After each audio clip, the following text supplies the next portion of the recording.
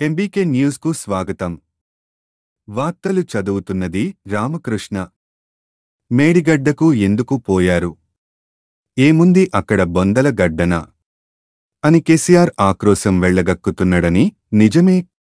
కేసీఆర్ ధనదాహంతో 1,00,000 కోట్లు గుమ్మరించి కట్టిన ప్రాజెక్టు ఇవాళ బొందలగడ్డగా మారిందని కాంగ్రెస్ పార్టీ విమర్శించింది.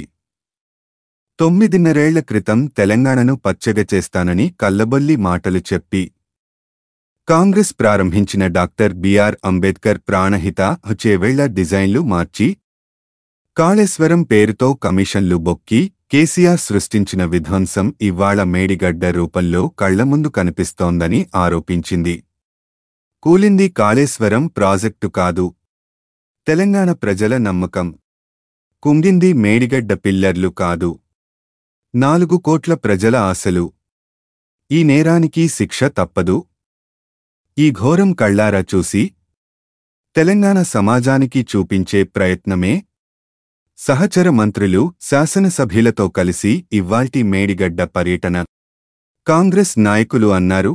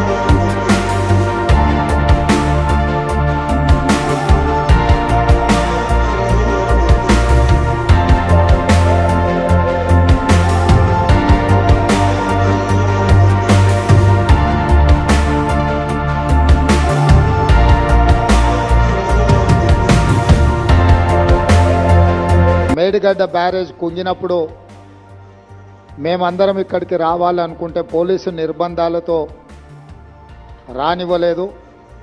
అయినా శ్రీ రాహుల్ గాంధీ గారు, నేను, మిత్రుడు శ్రీధర్ బాబు గారు ఎన్నో వ్యయ ప్రయాసాలు కోర్చి ఎన్నికల అధికారులను పట్టుబట్టి అనుమతి సాధించి మేడిగడ్డ బ్యారేజ్ సందర్శనకు ఆ రోజు మేము రావడం జరిగింది. అయితే ఆ రోజు ఎన్నికల ప్రణాళికలో భాగంగా పూర్తి స్థాయిలో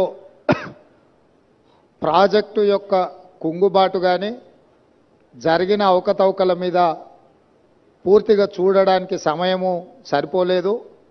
అదేవిధంగా గత ప్రభుత్వము ఏమాత్రం ఇటువైపు ఎవరిని రానియకుండా వాళ్ళు చేసిన తప్పిదాలు, కుంగిపోయిన మేడిగడ్డ బ్యారేజ్ను ఎవరు చూడకుండా కప్పిపుచ్చి తమ తప్పిదాల నుంచి తప్పించుకోవాలనే ప్రయత్నం చేయడము. అదేవిధంగా మా ప్రభుత్వం అధికారంలోకి వచ్చిన తర్వాత నేషనల్ డ్యామ్ సేఫ్టీ అథారిటీ ఏదైనా ఇచ్చిన నివేదిక, ఈ ప్రాతిపదికన విజిలెన్స్ అండ్ ఎన్ఫోర్స్మెంట్ అని ఉత్తమ్ కుమార్ రెడ్డి గారు ఆదేశాలు ఇచ్చి జరిగిన అవకతవకల మీద విచారణ చేపట్టి ప్రాథమికంగా ఒక నివేదికను ఇవ్వమని చెప్పడంతో వారు నివేదికను రాష్ట్ర ప్రభుత్వానికి ఇవ్వడం జరిగింది. ఆ నివేదికలో ప్రాజెక్టుల యొక్క డిజైన్స్లో లోపము, ప్రాజెక్టుల యొక్క నిర్మాణంలో లోపము, ప్రాజెక్టుల యొక్క నిర్వహణలో లోపము, ప్రాజెక్టుల యొక్క అంచనా. ఒక్క మేడిగడ్డ విషయానికి వస్తే 1800 చిల్లర కోట్లతో మొదలుపెట్టి 4000కు పైగా కోట్లకు పెంచి అంచనాలను పెంచి పాల్పడిన అవినీతి. ఇదే కాకుండా ఈ మధ్యకాలంలో పత్రికలలో చూస్తున్నాం, కాగ్ నివేదిక ఇచ్చింది, పెద్ద ఎత్తున కాళేశ్వరం ప్రాజెక్టులో అవినీతి జరిగింది, 1000 కోట్ల రూపాయల దోపిడీ పాల్పడ్డారు అని చెప్పి ప్రతిపక్ష పార్టీలుగా మేము చేసిన ఆరోపణ కాదు, కాగ్ ఇచ్చిన నివేదిక, విజిలెన్స్ అండ్ ఎన్ఫోర్స్మెంట్ ఇచ్చిన నివేదిక. వీటి నేపథ్యంలో శాసనసభ బడ్జెట్ సమావేశంలో శ్వేతపత్రం సాగునీటి ప్రాజెక్టుల మీద విడుదల చేయడమే కాకుండా జరిగిన అవినీతి మీద పూర్తి స్థాయిలో చర్చ చేపట్టాలి అని చెప్పి ఉత్తమ్ కుమార్ రెడ్డి గారు ప్రభుత్వం దృష్టికి తీసుకొస్తే ప్రభుత్వం కూడా ఆమోదించి ఈ బడ్జెట్ సమావేశాలలో ఆ చర్చకు మేము మొదలు పెడదాం అనుకున్నాం. ఎప్పుడైతే గోదావరి జలాల మీద నిర్మించాలనుకున్న కాళేశ్వరం ప్రాజెక్టు రీడిజైనింగ్ పేరు మీద చంద్రశేఖరరావు కొల్లగొట్టిన 1000 కోట్ల రూపాయల మీద చర్చకు శాసనసభలో తెర లేపాలనుకున్నామో చంద్రశేఖరరావు గారికి పూర్తిగా అర్థమైపోయింది. తను ముఖ్యమంత్రిగా ఉన్నప్పుడు పాల్పడిన 1000 కోట్ల రూపాయల దోపిడీకి సంబంధించి విజిలెన్స్ అండ్ ఎన్ఫోర్స్మెంట్, ఎన్డీఏసీ ఇచ్చిన నివేదికల మీద చర్చ జరిగితే తన బండారం అంతా బయటపడి ప్రజల ముందు అవినీతిపరుడుగా, దోపిడీదారుడుగా, దోషిగా నిలబడాల్సి వస్తుందని వ్యూహాత్మకంగా కృష్ణానది జలాలను, కృష్ణానది మీద ఉన్న ప్రాజెక్టులను కేఆర్ఎంబీకి అప్పజెప్పి